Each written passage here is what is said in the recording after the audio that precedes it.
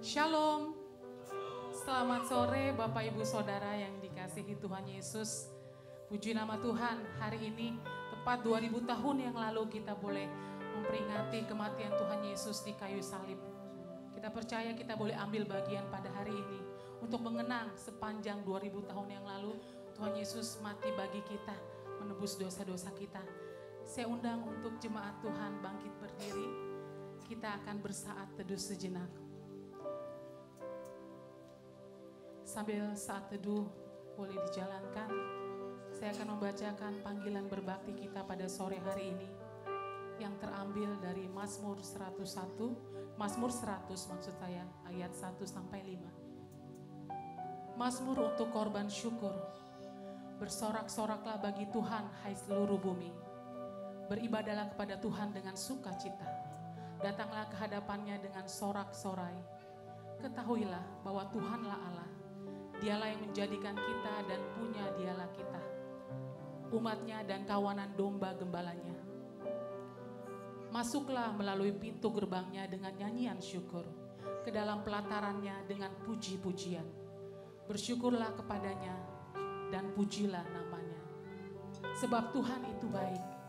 Kasih setianya untuk selama-lamanya. Dan kesetiaannya tetap turun-temurun. Bapak Ibu Saudara boleh masih tetap berdiri. Kita akan pujikan satu buah lagu. Kita percaya kasih Tuhan tidak berkesudahan. Amin Bapak Ibu Saudara. Selalu baru hari setiap hari. Hari demi hari selalu baru. Mari beri kemuliaan bagi Tuhan. Katakan kepada teman di kanan kiri bahwa kasih Allah tidak pernah berkesudahan di dalam kehidupan kita. Amin.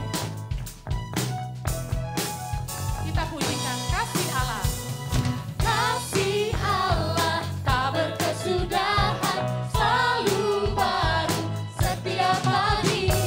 Rahmat-Nya pun tak pernah berakhir seumur hidupku. Katakan kasih Allah. Kasih Allah tak berkesudahan, selalu baru setiap pagi. Rahmat-Nya pun tak pernah berakhir seumur hidupku. Dengan sukacita ku kan menari, dengan sorak-sorai memuji. Ku naikkan pujian, haleluya, nyanyi bagi Dia Sang Raja, nyanyi bagi Dia Sang Raja. Kasih Allah. Kasih Allah tak berkesudahan, selalu baru setiap pagi. Rahmat-Nya pun tak pernah berakhir seumur hidupku. Kasih Allah. Kasih Allah tak berkesudahan, selalu baru setiap pagi. Rahmat-Nya pun tak pernah berakhir seumur Dengan hidupku. sukacita katakan. Dengan sukacita ku kan menari, dengan sorak-sorai memuji. Ku naikkan pujian, haleluya, nyanyi bagi Dia Sang Raja, nyanyi bagi Dia Sang Raja. Dengan sukacita. Sukacita ku kan menari, dengan sorak-sorai memuji. Ku naikkan pujian, haleluya, nyanyi bagi Dia Sang Raja, nyanyi bagi Dia. Kita katakan sekali lagi. Kasih Allah tak berkesudahan. Kasih Allah tak berkesudahan, selalu baru setiap pagi. Rahmatnya. Rahmat-Nya pun tak pernah berakhir seumur hidupku. Kasih Allah. Kasih Allah tak berkesudahan, selalu baru setiap pagi. Rahmat-Nya pun tak pernah berakhir seumur Katakan hidupku. dengan penuh sukacita. Dengan sukacita ku kan menari, dengan sorak-sorai memuji. Ku naikkan pujian, haleluya, nyanyi bagi Dia Sang Raja,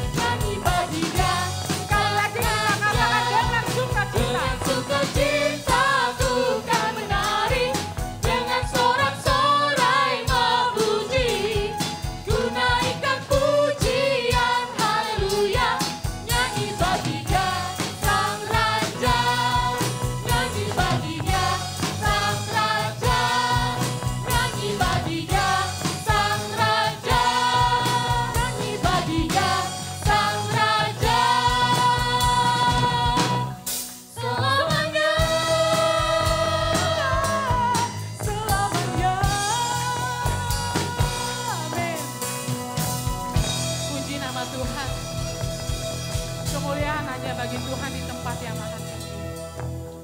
Kita masih tetap berdiri. Mari kita buka hati kita, Bapak Ibu Saudara. Kita percaya bahwa oleh kuasa darah Tuhan, kita boleh ditebus. Kami mau masuk ke hadirat-Mu Bapa. Inilah pujian penyembahan kami Bapa.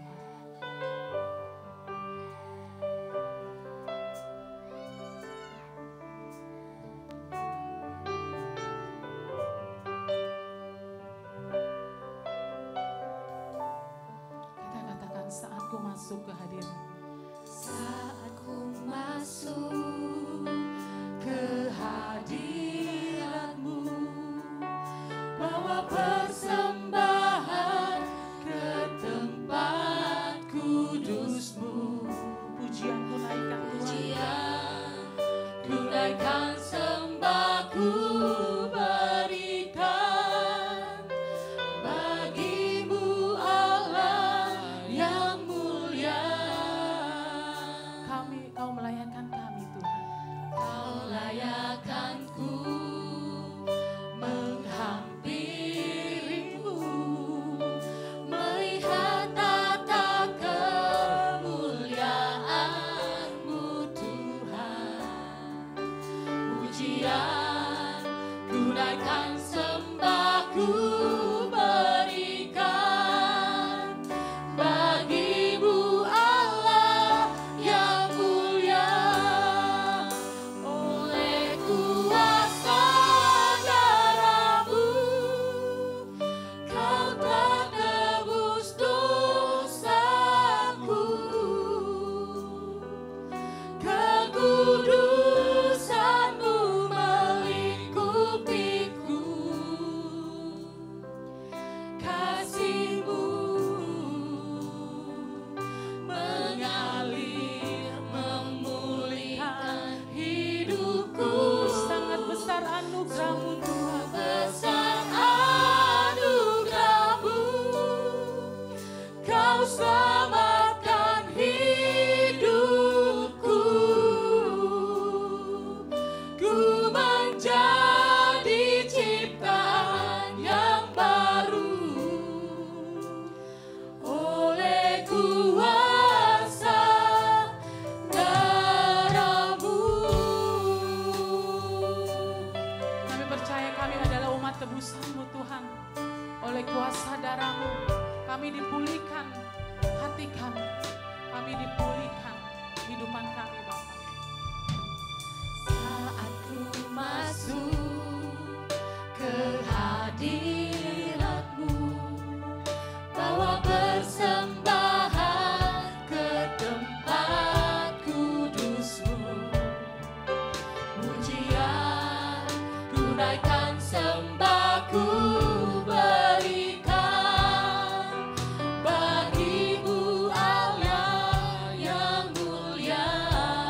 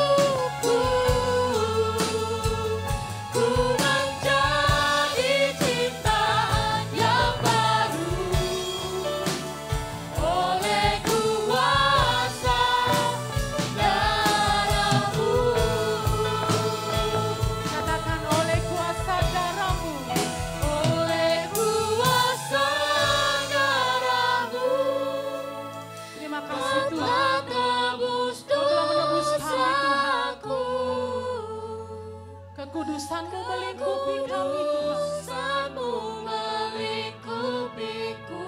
Kasih-Mu Bapa, Kasih-Mu mengalir, memulihkan hati kami Tuhan, memulihkan memulihkan hidup kami. Sungguh besar anugerah-Mu, Kau selamatkan hidupku. Ku menjadi ciptaan yang baru oleh kuasa darah-Mu. Ku menjadi ciptaan, Ku menjadi ciptaan yang baru. ku menjadi Ciptaan yang baru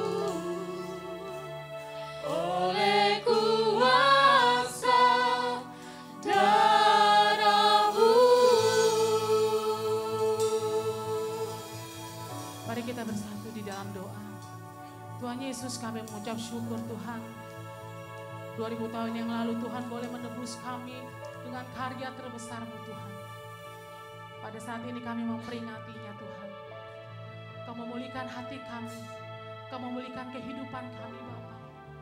Terima kasih Tuhan untuk kesetiaan-Mu. Walaupun kami tidak setia, tapi Tuhan tidak pernah meninggalkan kami. Terima kasih Bapa, Engkau begitu baik. Anugerah-Mu melimpah untuk kehidupan kami. Terima kasih Yesus, terima kasih. Kami mau serahkan ibadah Jumat Agung ini ke dalam tangan Tuhan. Setiap Jumat-Mu TLCC boleh dilawat. Terima lawatan Tuhan yang begitu sangat memberkati kami. Firman Tuhan yang akan disampaikan boleh menghidupi di dalam hati kami Tuhan. Menjadi kekuatan bagi kami. Bukan hanya sebagai pendengar, tapi kami boleh menjadi pelaku firman seperti yang Tuhan inginkan. Terima kasih Tuhan Yesus. Di dalam nama-Mu kami sudah berdoa dan mengucap syukur. Amin. Kita akan mempersiapkan firman Tuhan. Ada satu ayat yang akan kita baca bersama-sama yang terambil dari Roma 5 ayat 8. Akan tetapi Allah menunjukkan kasih-Nya kepada kita. Oleh karena Kristus telah mati untuk kita ketika kita masih berdosa. Kita mengucap syukur. Hari ini kita hidup bukan karena milik kita lagi, tapi melainkan Kristus yang hidup di dalam kita. Karena salib Tuhan, oleh karena salib-Mu Tuhan, kami ada sampai saat ini.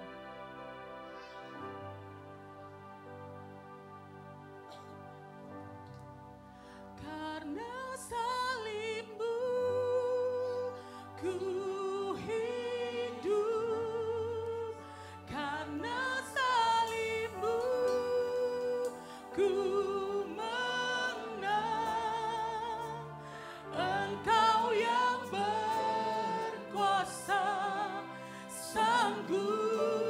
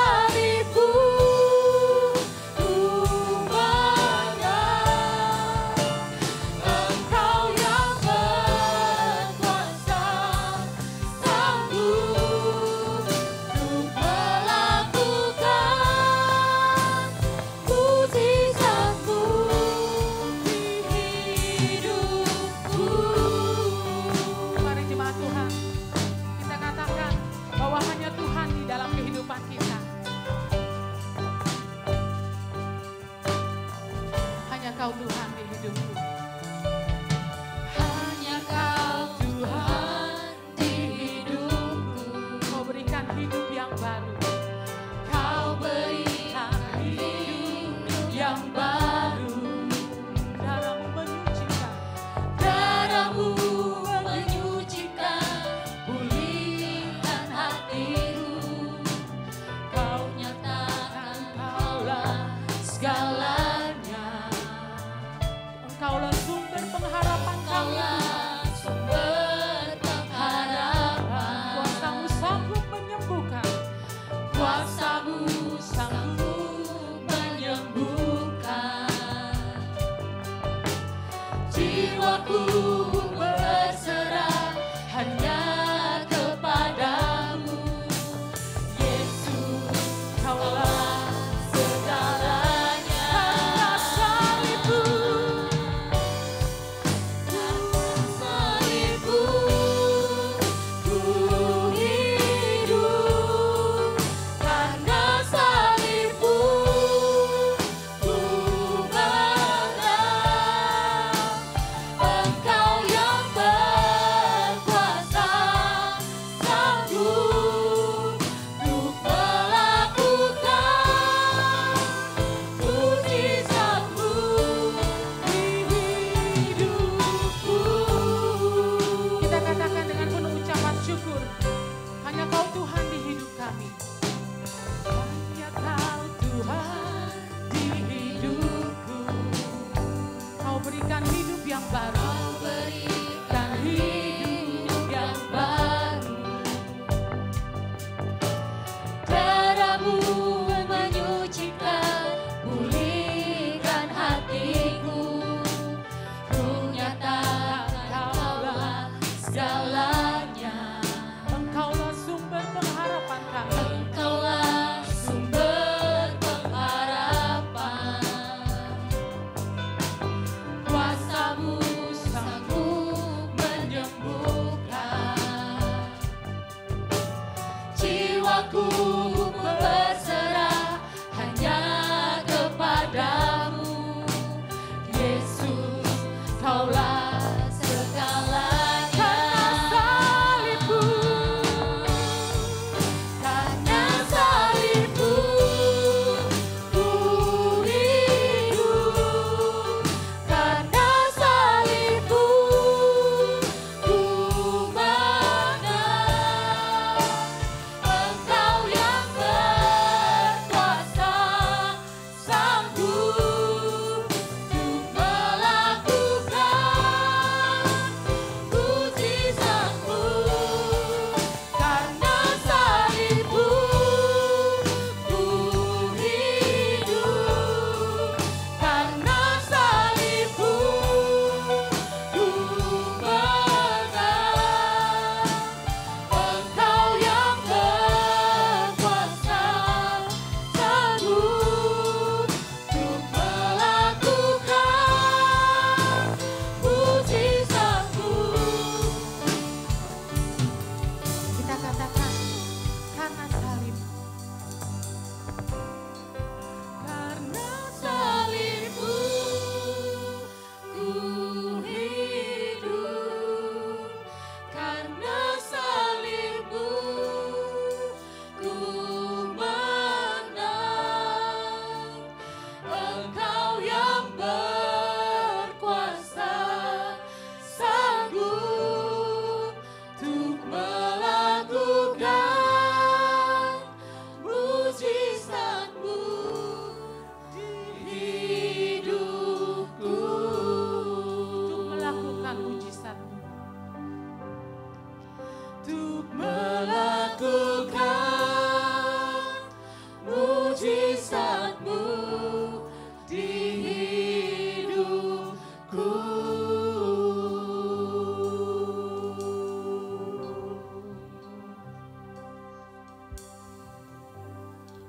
Mari kita berdoa.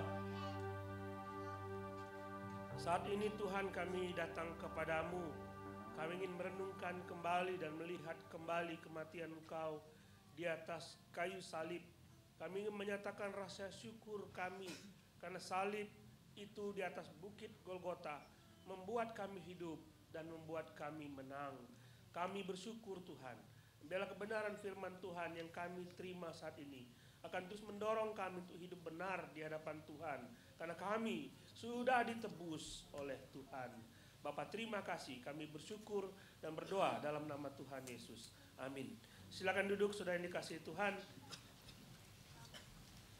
Kita akan membuka Alkitab kita dari Roma pasal yang kelima.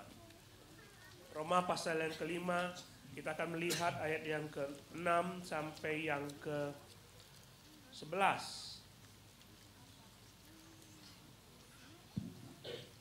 Roma pasal yang kelima, ayat yang ke-6 sampai 11. Saya membaca ayat yang ke-6, saudara membaca ayat yang ke-7, demikian seterusnya. Kita akan baca silih berganti. Roma pasal 5, ayat 6 sampai yang ke-11. Karena waktu kita masih lemah, Kristus telah mati untuk kita orang-orang durhaka pada waktu yang ditentukan oleh Allah.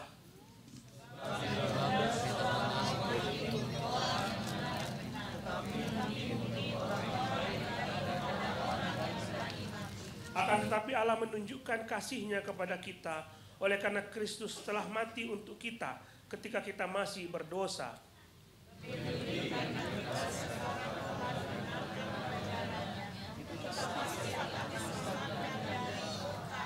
Sebab jikalau kita ketika kita masih seteru diperdamaikan dengan Allah oleh kematian anaknya, lebih-lebih kita yang sekarang telah diperdamaikan pasti akan diselamatkan oleh hidupnya. Dan bukan hanya itu saja, kita malah bermegah dalam Allah oleh Yesus Kristus Tuhan kita, sebab oleh Dia kita telah menerima berkat. Kalau kita ingin mengukur besarnya sebuah kasih, alat ukur apa yang hendak kita buat?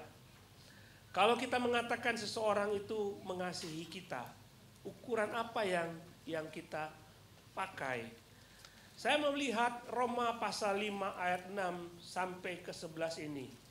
Saya membaca ada beberapa alat ukur untuk menunjukkan betapa besar kasih seseorang kepada orang lain.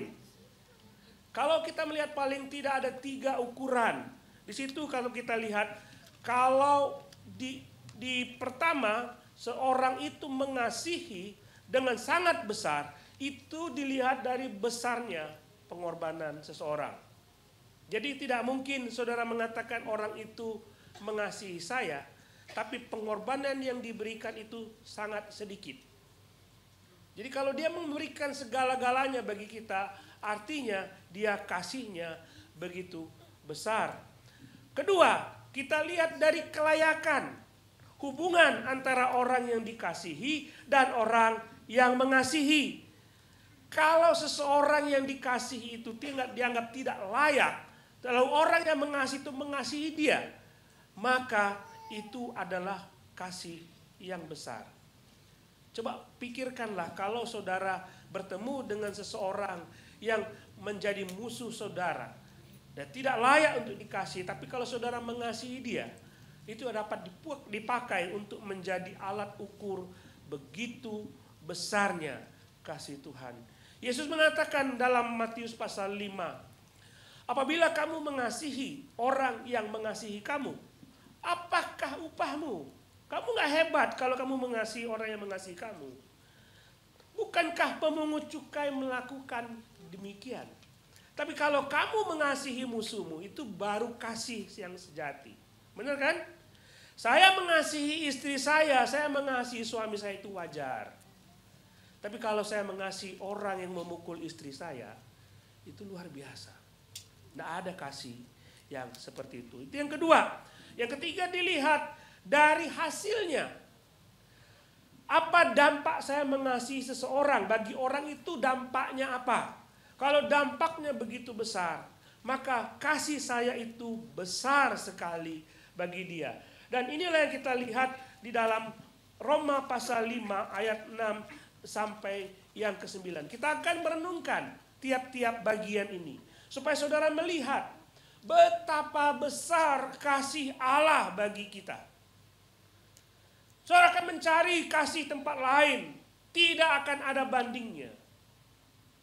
Kalau dia mau melakukan semuanya itu bagi kita, kita melihat ada 3 dampak ini yang kita bisa terima, 3 ciri khas ini yang kita terima dari Allah yang begitu mengasihi kita. Maka kita tidak akan pernah main-main lagi dengan hidup kita. Kita akan menyerahkan hidup kita dan mengasihi Allah sama seperti Dia mengasihi kita. Pertama, kita melihat dari pengorbanan. Besarnya pengorbanan yang dilakukan orang yang mengasihi. Yang pertama kita akan melihat kasih yang besar dibuktikan oleh Yesus ketika dia mati di atas kayu salib. Itu bukti bahwa dia mengasihi kita. Kita sering menemukan banyak orang mengatakan kasih orang itu besar dengan hadiah yang mahal. Tapi tidak ada kasih yang lebih besar daripada kasih menyerahkan nyawa kepada orang lain. Banyak contoh di dunia ini. Orang-orang yang menyerahkan nyawanya bagi orang lain. Banyak contoh. Saudara akan ketemu dengan cerita orang yang menyerahkan dirinya supaya orang lain selamat. Tapi kalau kita melihat, memberikan tanya kepada orang tersebut, apakah engkau rela mati bagi orang lain? Ada seorang anak kecil, kakak adiknya sakit, kena virus, dan tidak akan bisa disembuhkan. Lalu kakaknya diminta oleh dokter, kakak, masih kecil dua-duanya. Kakak, kamu pernah sembuh dari penyakit ini. Di dalam darahmu ada antivirus yang bisa menyembuhkan adikmu. Maukah engkau transfusi darah, diambil darahmu supaya diberikan kepada adikmu dan adikmu sembuh? Kakak begitu ketakutan. Mereka masih kecil, nanti kakak masih ketakutan. Aku kasih darahku buat adikku. Dia berpikir, dia masuk kamar, aku pikirkan dulu ya. Dan akhirnya dia keluar kamar. Dan dia masuk ke rumah sakit dan mentransfusi darahnya. Dan ketika dia diambil darahnya, dia berdoa, Tuhan, ke dalam tanganmu kuserahkan nyawaku. Dan tanya ke dokter, kapan aku harus mati? Kapan? Darahku diambil, kapan aku mati? Dokter bilang, kamu tidak mati. Dalam pikiran si kakak, kalau dia memberikan darahnya kepada adiknya, dia akan mati. Tapi dia tetap aja transfusi darah untuk adiknya supaya adiknya disembuhkan. Tidak ada yang mati karena transfusi darah. Tidak ada yang mati karena donor darah. Tapi dalam pikiran anak kecil ini, aku akan mati demi adikku. Adakah di antara saudara yang rela mati bila seandainya ada seorang anggota gereja kita sakit dan darahmu semuanya diambil? Mati. Ada? Nggak ada yang pikir seperti itu. Dia sakit ya biarlah dia mati. Kenapa anak kecil ini rela melakukan? Karena dia sayang sama adiknya. Nah, Yesus melakukan hal yang sama. Dia menumpahkan darahnya bagi orang-orang lain. Ada suatu cerita 4 orang pendeta di dalam sebuah kapal. Ini cerita sangat terkenal, saudara.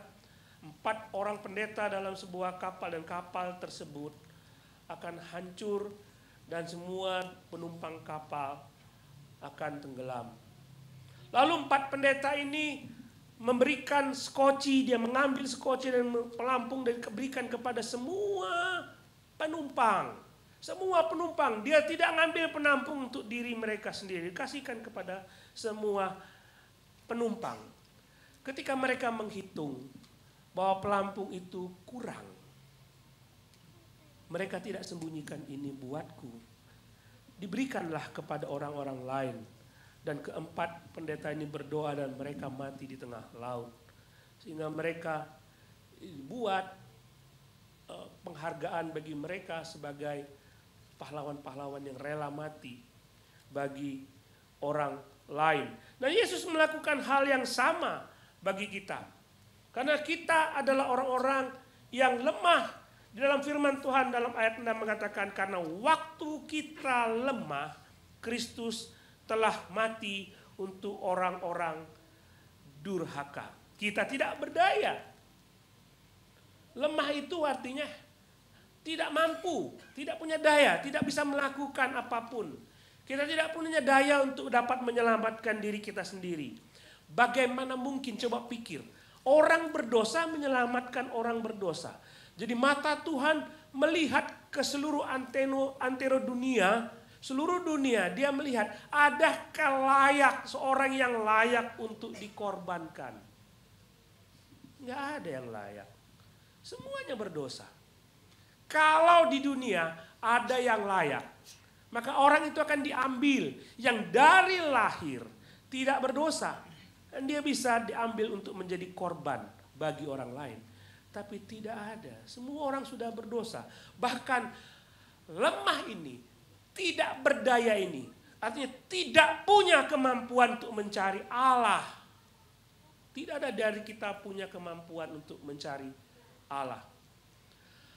Maka Tuhan berpikir, bagaimana caranya supaya manusia bisa diselamatkan. Harus ada yang dikorbankan menggantikan manusia. Saudara dan saya berdosa. Harus ada yang menggantikan. Kalau tidak, kita akan menerima kebinasaan.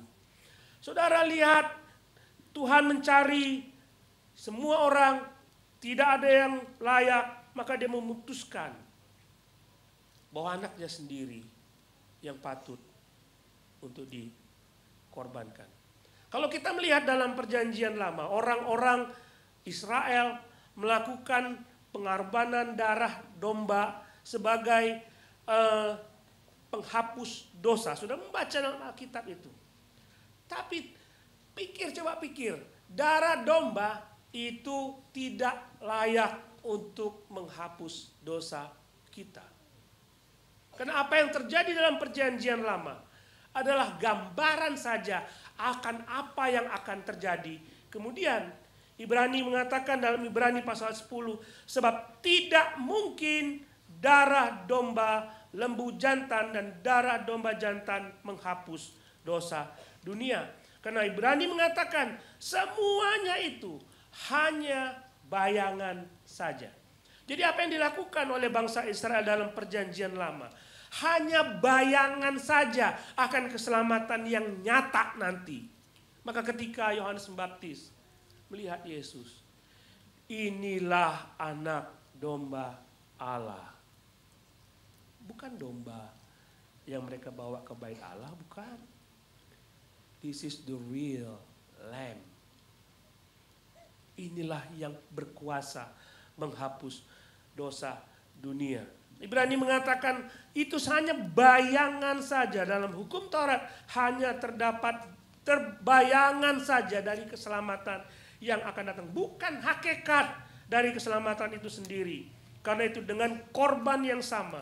Tiap-tiap orang terus menerus. Hari ini aku berdosa, aku potong domba. Besok aku berdosa, aku potong domba. Yesus hanya masuk satu kali untuk selama-lamanya. Mengorbankan darah bagi kita. Enggak ada yang layak untuk dapat dikorbankan. Maka Yesus harus mati bagi kita, bagi saudara. Kita buat personal apa yang dilakukan oleh Yesus ini. Kita melihat sebagai gambaran umum saja Yesus mati bagi seluruh dosa dunia. Bayangkan saudara yang berdosa, pribadi kita. Nggak ada yang layak bagi kita untuk dapat diterima oleh Tuhan. Kita berdosa dan kita tidak mampu untuk dapat datang kepada Tuhan. Dia mengatakan, aku mati buat saudara. Saya ngomong, dia mati bagi saudara. Nggak peduli sebesar apapun dosamu, aku mati bagi saudara. Itulah kasih yang besar. Saudara tidak bisa mengukur itu. Karena kasih itu terlalu besar. Kalau saudara mau melihat kasih yang terbesar, lihatlah kepada salib. Sebagai contoh kasih yang besar. Kedua, kita melihat kasih besar dari kelayakan. Kita sebenarnya tidak layak. Tidak layak menerima kasih Allah. Kita tidak layak menerima kemurahan Tuhan. Ayat 5-10 menggambarkan siapakah diri kita yang sebenarnya. Ayat yang ke-6 berkata kita adalah orang durhaka. Ada 3 gambaran kita waktu kita belum percaya kepada Yesus. Lihat siapa diri kita. Kok Tuhan mau mati bagi kita. Ayat 6 mengatakan kita orang durhaka. Orang berdurhaka adalah orang yang tidak setia kepada Tuhan. Orang yang membangkang, orang yang melawan. Ingat cerita Malin Kundang?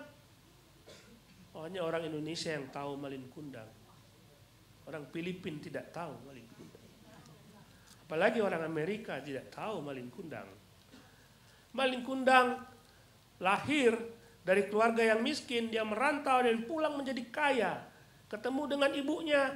Ibunya miskin dan tidak mengakui ibunya.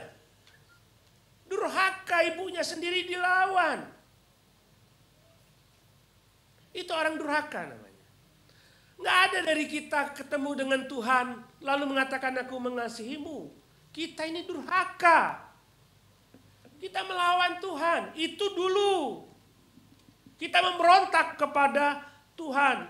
Kedua disebutkan kita berdosa. Dosa itu bukanlah sesuatu yang kita lakukan, tapi memang pada dasarnya kita berdosa. Bukan karena kita melakukan sesuatu. Yesus mengatakan, Allah mengatakan kepada Yunus, lihatlah orang-orang Niniwe yang tidak tahu membedakan kanan dan kiri. Nggak ngerti dia mana tangan kanan, mana tangan kiri. Nggak tahu apa yang baik, nggak tahu apa yang jahat. Dosa itu namanya. Daud mengatakan sejak dalam kandungan aku orang-orang adalah orang yang berdosa. Saudara lahir, hari itu juga, detak itu juga saudara berdosa. Saudara dalam kandungan saudara juga berdosa. Bukan karena saudara melakukan sesuatu. Tapi kita berdosa.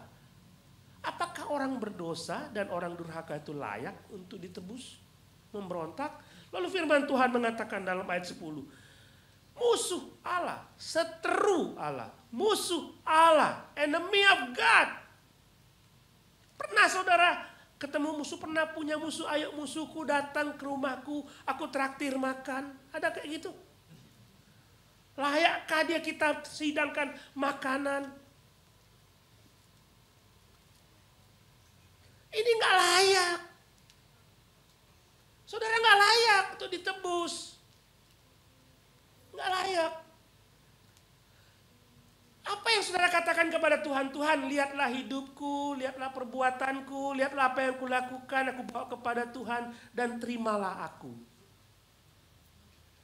Nggak ada. Kalau orang-orang yang durhaka, orang-orang yang di sini, untuk apa? Tuhan bisa mengatakan, sudahlah, semua dibuang ke neraka. Apa pedulinya? Apa pedulinya? Saudara juga melakukan musuh juga seperti itu. Saudara kalau punya orang punya hutang kepada saudara tidak kembali, dan saudara kasih hutang lagi. Aku mengasihimu, ambillah seluruh hartaku, hutanglah nggak usah bayar. Mana ada orang kayak gitu? Nggak layak dikasih hutang. Nggak layak. Itulah kita. Ada orang dengan sombongnya mengatakan aku orang saleh, aku orang benar. Nggak ada yang layak. Semua kesalehan kita seperti kain kotor. Tapi kok dia mau mati bagi kita? Apa pedulinya dia? Itu artinya kasihnya besar buat saudara.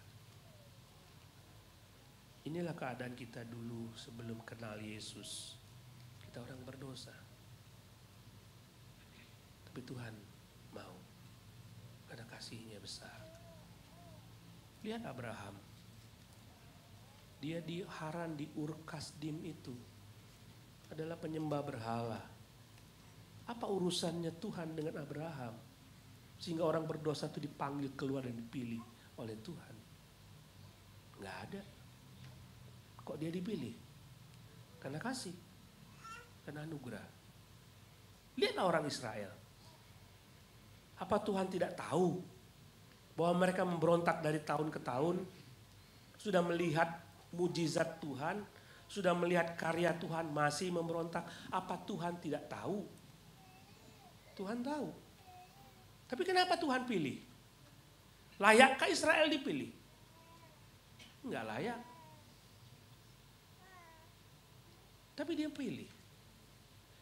Lihat perempuan yang berdosa, yang dituntut untuk dilempar pakai batu oleh orang-orang Farisi.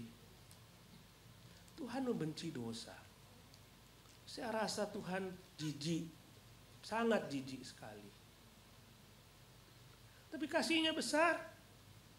Dibilang, aku mengampunimu dan jangan berbuat dosa lagi. Apa urusannya?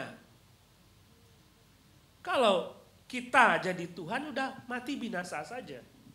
Lihat Rasul Paulus, penganiaya jemaat. Apa urusannya Tuhan mau menyelamatkan dia?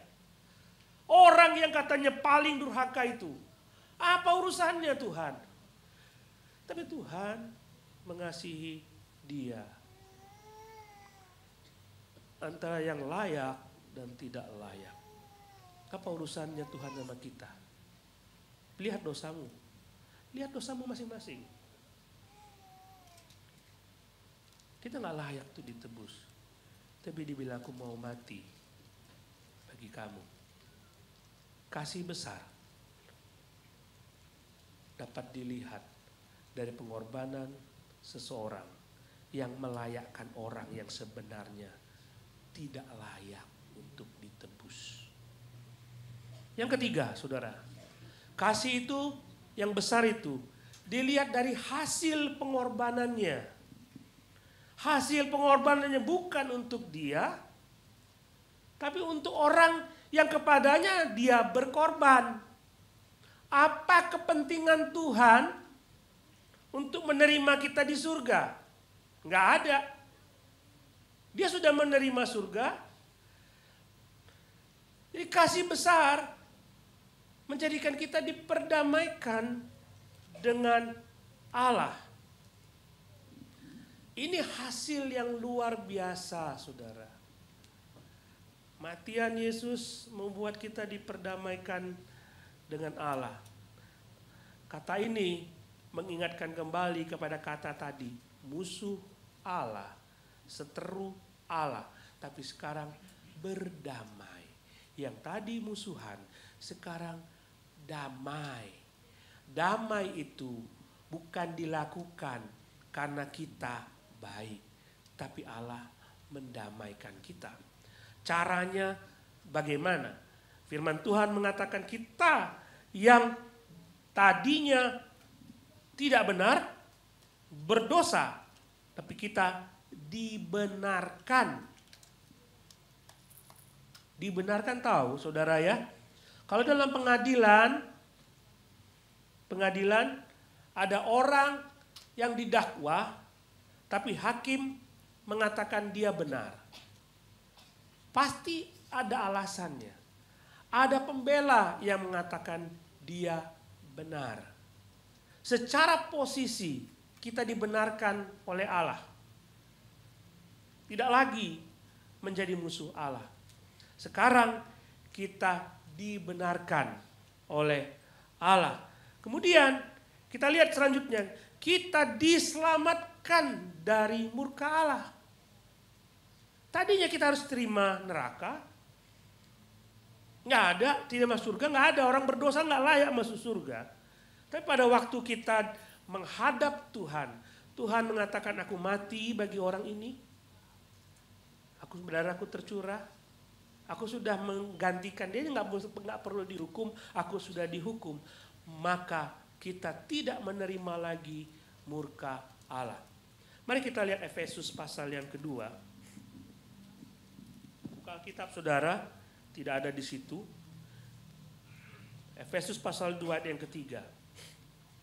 Sebenarnya dahulu kamu, 2 ayat 3, sebenarnya dahulu kami semua juga terhitung di antara mereka ketika kami hidup dalam hawa nafsu daging dan menuruti kehendak daging dan pikiran kami yang jahat. Pada dasarnya kami adalah orang-orang yang harus dimurkai, sama seperti yang lain.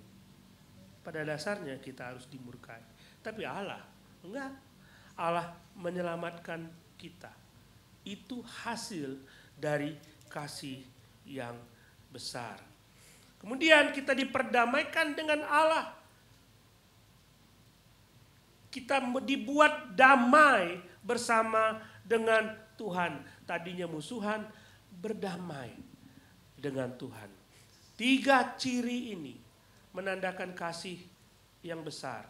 Itu yang Allah perbuat. Tidak ada andil kita sedikit pun. Jadi ketika dia mati di atas kayu salib bagi saudara dan saya, dia tidak memperhitungkan dosamu terlalu besar atau tidak. Dia hanya mengatakan, I love you. Dia hanya bilang, aku mengasihimu. Sudah lihat semuanya itu. Tidak ada yang kita bisa persembahkan kepada Tuhan untuk dapat kita bawa sehingga Tuhan terima kita. Tapi Yesus mempersembahkan darahnya supaya kita diterima oleh Tuhan. Kita layak dihukum tapi kita diterima. Kita pasti masuk surga ini. Tuhan bilang ini sebuah kepastian. Lalu apa yang harus kita lakukan? Saudara, biarlah perjamuan Paskah malam ini, firman Tuhan malam ini, membuat kita berpikir ulang melalui komitmen kita kepada Allah kita, kepada Tuhan yang menyelamatkan kita. Kalau saudara dalam melayani Tuhan, apa yang saudara hitung? Apa yang saudara hitung? Pengorbanan seperti apa yang saudara hitung bagi Tuhan? Tuhan, ini terlalu besar, aku tidak bisa ambil. Ketika saudara mengabdi bagi Tuhan, sebesar apa pengabdian saudara kepada Dia? Adakah yang saudara hitung-hitung bagi Tuhan? Kalau Dia menyelamatkan engkau dari dosamu, masihkah kita bermain-main dengan dosa? Atau kita bersyukur kepada Tuhan. Tuhan, aku selayaknya dihukum. Aku selayaknya menerima murka Tuhan. Tapi Engkau menyelamatkan aku. Maka hidupku seluruhnya untuk Engkau. Tanpa kecuali. Mari kita berdoa. Silakan berdoa. Saya tidak tahu Allah bicara apa kepada saudara. Tapi saudara diberi kesempatan untuk berdoa secara pribadi.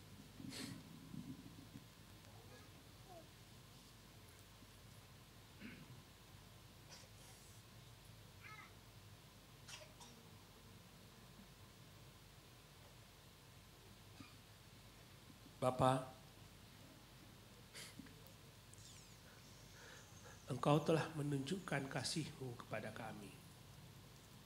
Terlalu besar untuk kami ukur. Terlalu besar untuk kami pikirkan. Tidak ada hal yang lain yang bisa kami katakan kecuali kami mengucap syukur kepada Engkau. Terima kasih Tuhan. Dan ajarlah kami juga mengasihi Engkau dengan cara yang sama. Berkorban bagi Engkau. Memuliakan Engkau. Ajarlah kami untuk mengasihi Engkau dengan hidup benar di hadapan Engkau dan di hadapan orang lain. Bapa, kami menyatakan kasih kami kepadamu. Kami mengasihi Engkau. Terima kasih dalam nama Tuhan Yesus. Amin.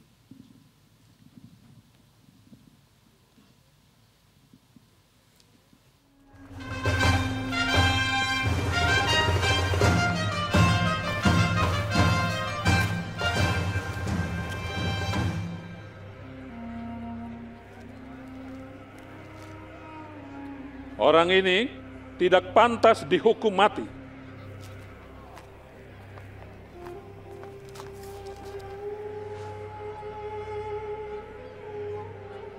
Jadi saya akan menghajar dia dan melepaskannya. Engkau harus membebaskan seorang tahanan di hari raya ini. Bebaskan bagi kami Barabas. Ya, Barabas. Dan enyahkan orang ini. ya, bebaskan Barabas.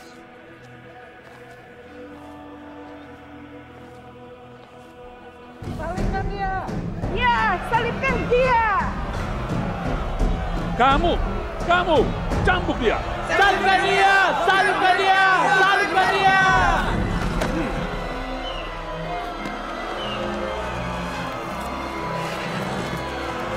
Apalagi yang engkau tunggu, Pilatus?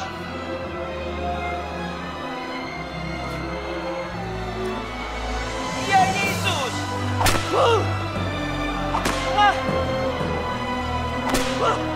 Mengapa engkau menyiksanya? Tinggalkan dia. Dia adalah Mesias. Dia tidak bersalah.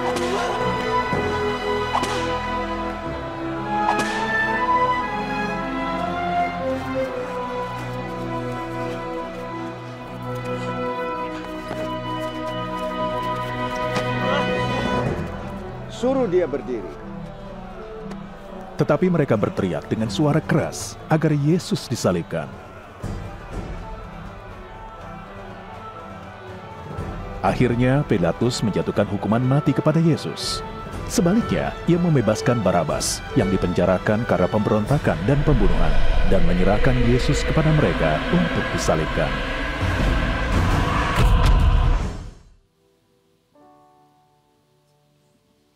Karena begitu besar kasih Allah akan dunia ini, sehingga ia telah mengaruniakan anaknya yang tunggal.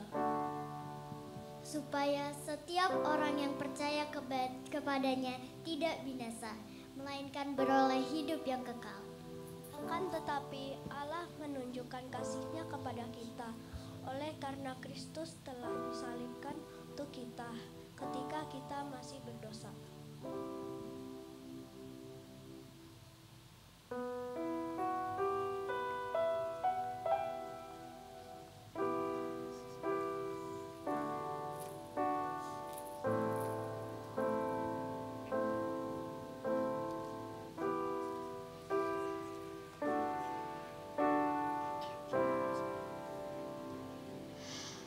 Down the Via Dolorosa in Jerusalem that day, the soldiers tried to clear the narrow street, But the crowd pressed in to see the man condemned to die on Calvary. he was bleeding from a beating. There were stripes upon his back, and he wore a crown of thorns upon his head.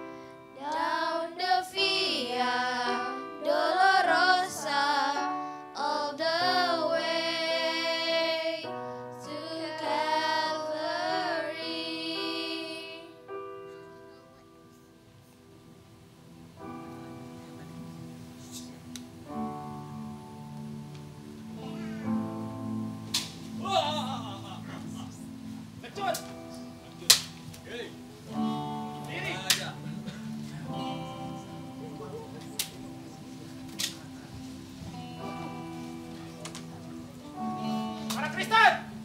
Ini raja kalian? Hah?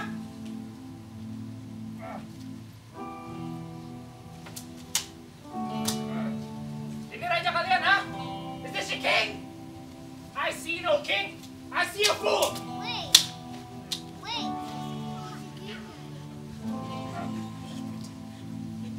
Why is he no blood? Is this what you call king, huh? Is this a king? Go there. Go look there. Go look there, huh? Is this your king, huh? Who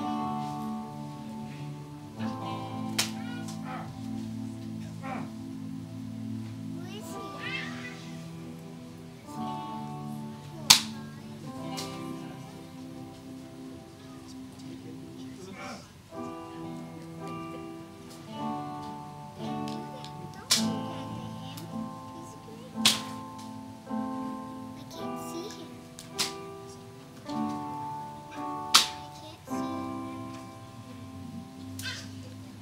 He was bleeding from a beating that was right upon his back, and he wore a crown of thorns upon his head, and he bore with every step the scorn of those who cried out for his death. The Via Dolorosa, called the way of suffering, like the Lamb became the Messiah, Christ the King. When he chose to walk that road of his love for you and me. Down the Via Dolorosa, all the way to Calvary.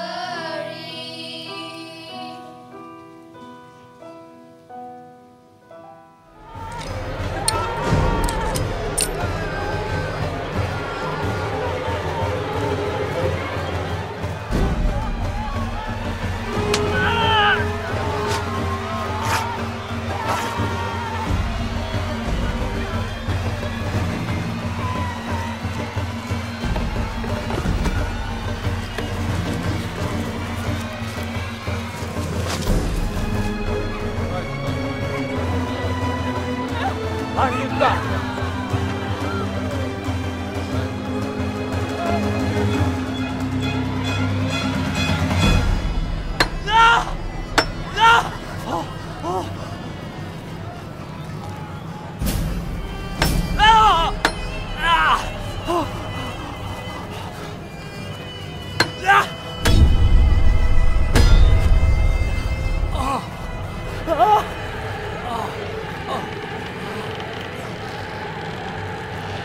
Angkat salibnya.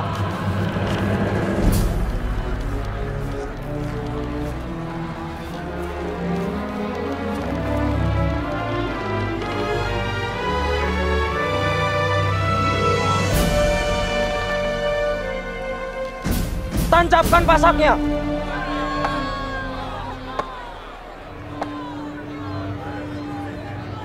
Lepaskan talinya.